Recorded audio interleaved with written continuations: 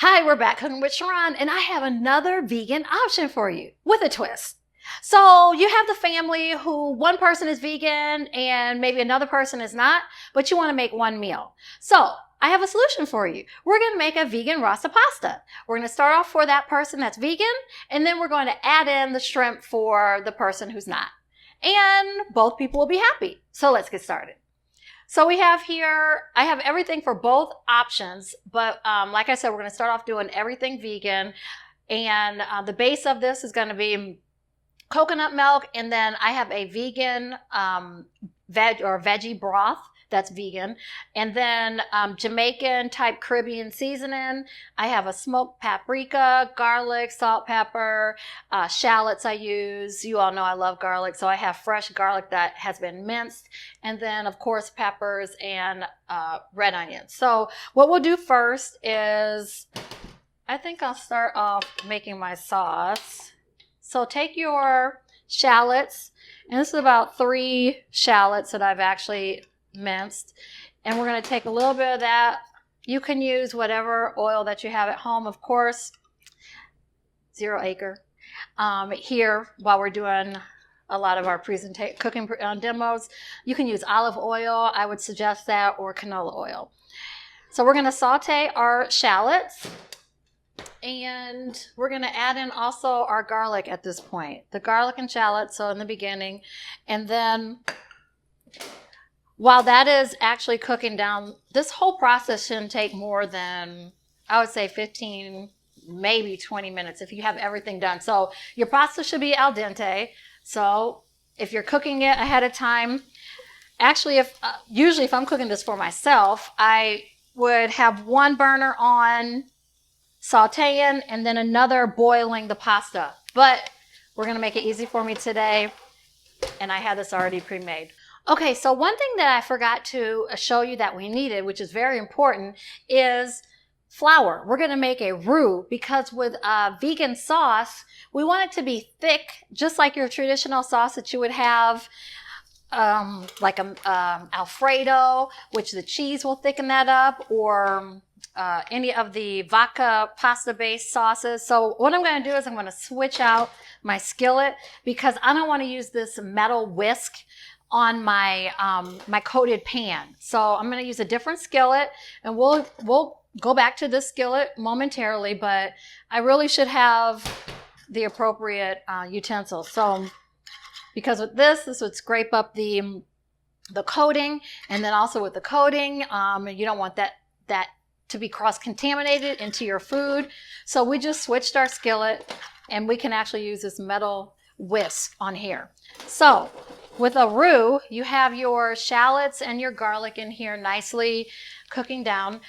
If you don't use oil like a canola oil, this type of oil that we have here, the 0 acre, or like an olive oil or avocado oil, you can use actually a vegan butter. That's another option. But we're just going to take probably like a tablespoon of flour, just like this, and we're going to make a roux. So we're going to take it. The great thing about cooking on gas is just this. You can cook evenly, and then it makes your roux just like that. So this is important because, like I said, you want a thick sauce, not something that's all watered down, and then people are going to be like, oh, well, that's because it's vegan and blah, blah, blah. No, no, no. You can do this with any type of sauce. Actually, this is good with your gravies. You can make a homemade gravy. You don't have to buy gravy out of the can or out of the jar. So we have our roux right here. It's nice and flavored. I'm actually going to swap because I need a bigger skillet.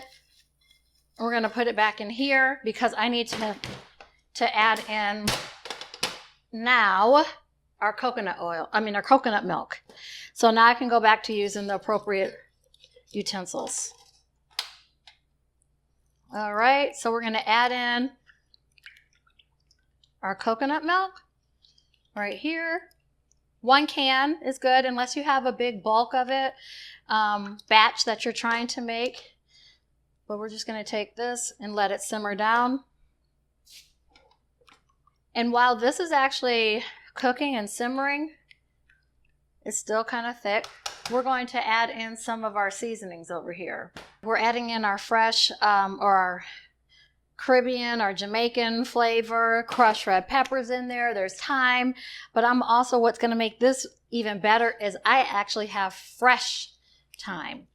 And I'm just going to take it and add it in. This is, you can use the dried thyme that you get at the store, but trust me, this actually, make it simmer just a little, not over cook it. This actually is the special sauce that's in this particular recipe, is fresh thyme. So we're just going to take it, and you just want to take it off of the stock, just like that. Just slide it off. Very simple. And I can smell the flavors. It smells really good. And it's okay if you get some of the stock in it. I mean, because it's going to cook down anyways. And then you can use some of this to garnish at the end. Okay, you see how it's thickening up? Just like that. This is perfect. And that's because of the roux that we made. So as this is cooking, I want to put a little bit more thyme in there. And then we're going to add in, we have veggie stock, so about 3 cups of veggie stock. And as this is cooking down, we're going to add in also our vegetables so it can start cooking as well. All right, so there's that.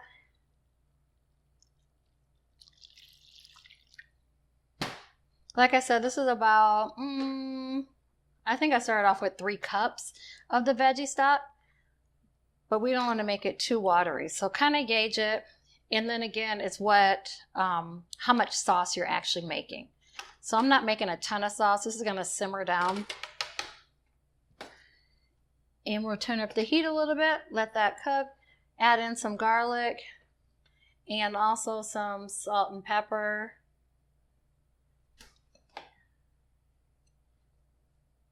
And then, like I said, as that is cooking, we're going to add in our vegetables.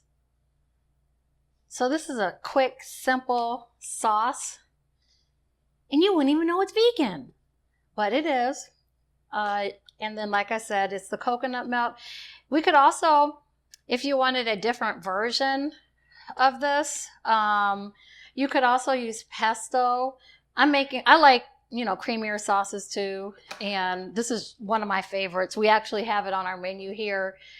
A lot of the recipes that I show you aren't necessarily on our menu. I'm just showing you a different variation of what you could do at home. If you really want and you want to pay for it, we can do it here for you. So just some options, healthier, because again, a lot of these things sometimes cost a little bit more than what customers, want to pay just for a traditional lunch, for example. Because as you all know, we cater to office lunches. We do preschools every day. So we wouldn't necessarily be making a lot of this stuff for preschoolers, for example. But we want to show you variety and show you some options, like I said, that you can make at home yourself. Okay, so this is actually cooking up very nicely. And while this is cooking, we're going to add in our red. I like to use the orange and yellow bell peppers as well. It's a different flavor profile. That's a little bit too high. And it adds a lot of color. And as you all know, when you're cooking with fresh ingredients, the more colorful and vibrant they are, typically the more nutrients you're going to have. If you think about, we'll use green beans, for example. If you think about the canned green beans, oh my God. First of all, you shouldn't be using canned green beans because it has a ton of preservatives in it. And if you look at them versus a fresh green bean, there's no comparison. None. It is, all the nutrients have been cooked out and they just look odd in color. Try it sometime, doing a comparison of your fresh vegetables versus your canned vegetables, the color profile that they have, no comparison. So we're going to let that simmer and cook for a little bit. And While that is cooking, oh man, I wish I had 2 burners. I would actually be cooking shrimp, but it's okay. So this is going to be our sauce, like I mentioned earlier, for the complete meal. We'll let that simmer, and I'll clean up a little bit. Actually, I want to add in a little bit more of the fresh thyme. This is something that you can pre-do ahead of time. Taking it off of the little stem here. And also with the fresh versus the dried options, you'll tell a difference too in that. Because, I mean, as soon as I took this out of the package, I could smell it immediately.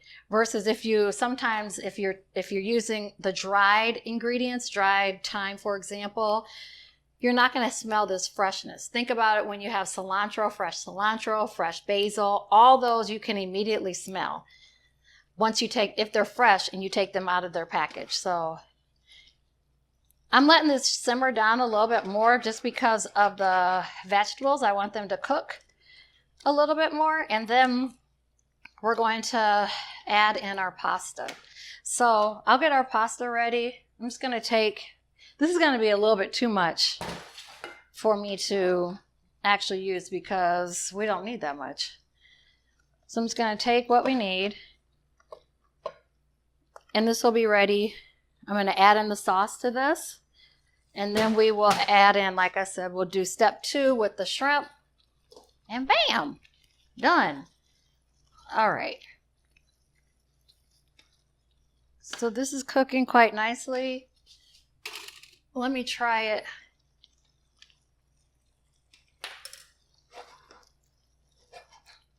Okay. It's tasting really tasty and good. Flavorful. Let's add in just a little bit more, and then we haven't added in the smoked paprika, but we'll do that too. You can use regular paprika, but honestly, I like the smoky flavor and the taste of it. So it is a different taste for you. And then also it's going to change your color just a little bit, obviously, for your sauce. So there you have it. We are going to swap, and I'm going to put this. This is only because I'm making 2 different variations of this, is what we're doing. Because what you would do at this point, if you were just doing 100% vegan, is you would take this sauce, add in your pasta, bam.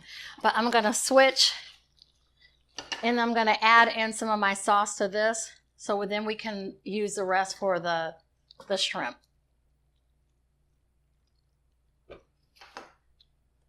Okay.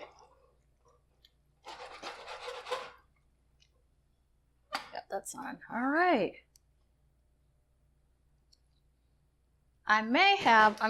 Maybe to some people it's not too much, but I think I may have added in too many vegetables.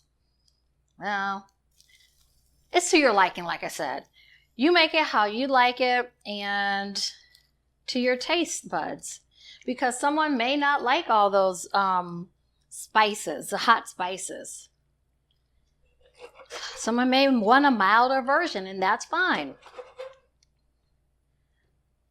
But I can also look at this and see if it has like flavor. So a lot of times when I say I don't measure, one of the reasons is because I can look and see, okay, you know what, based upon experience. That's all. Based upon, how I like things to taste is how much I add in. So this is looking very tasty and good. So we're done with the vegan component of it. We can pan that up.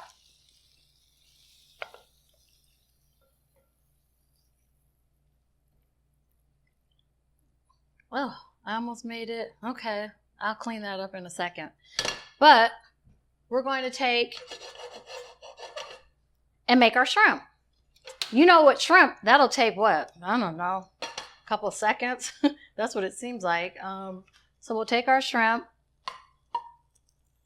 Come on. And we'll just season it up, and then we're going to add it to the rest of this pasta sauce.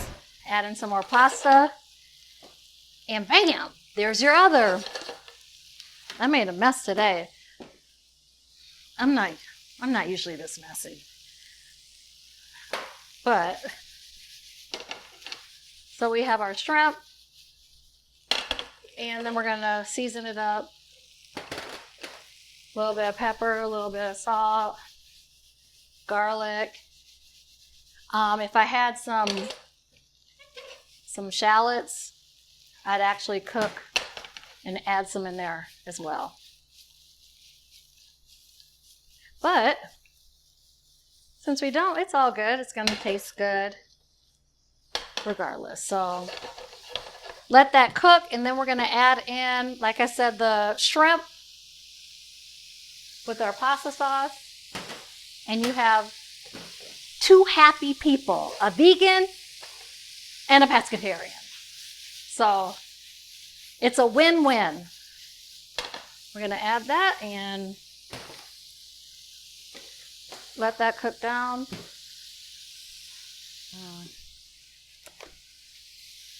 Another thing that you can also add in is chicken. So if you wanted a different protein besides shrimp, you could add in chicken. You could also add in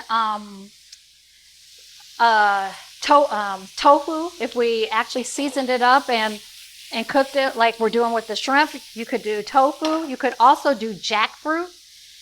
Same way, season it up, and there you have it. You have another protein option besides shrimp in your pasta. I mean, we can even take it as far as adding in beef. If you want to saute some beef and add it to your sauce, it's just think of it as a regular pasta dish. Take the vegan component out of it, because all you're doing is just adding a different sauce, if you will. It's not marinara, it's not pesto. It's just a different sauce. So the shrimp, like I said, shouldn't take that long.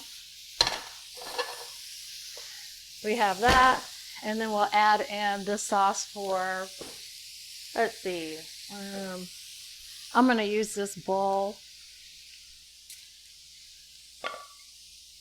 We got to improvise around here. So I'm going to take this while this is finishing. We'll add in, we'll make this the shrimp pasta. And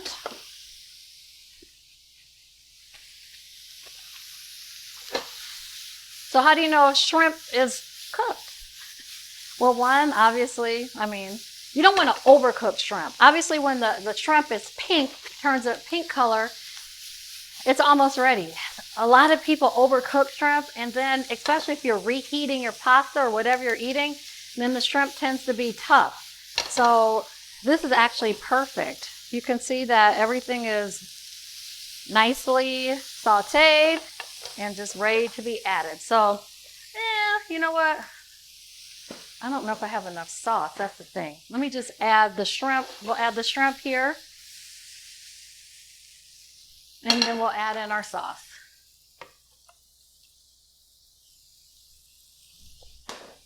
And you know, I got to get every little corner of sauce. So then there you have that. And we'll mix everything together. As you all know, I love shrimp, but honestly, that was one of the things I cut out during my weight loss journey, because shrimp is full of sodium. It's not bad for you, but just eat it in moderation. And I didn't say I was never going back to eating shrimp, because I'm going to eat some of this today. But I don't eat nearly as much as I used to because of the sodium.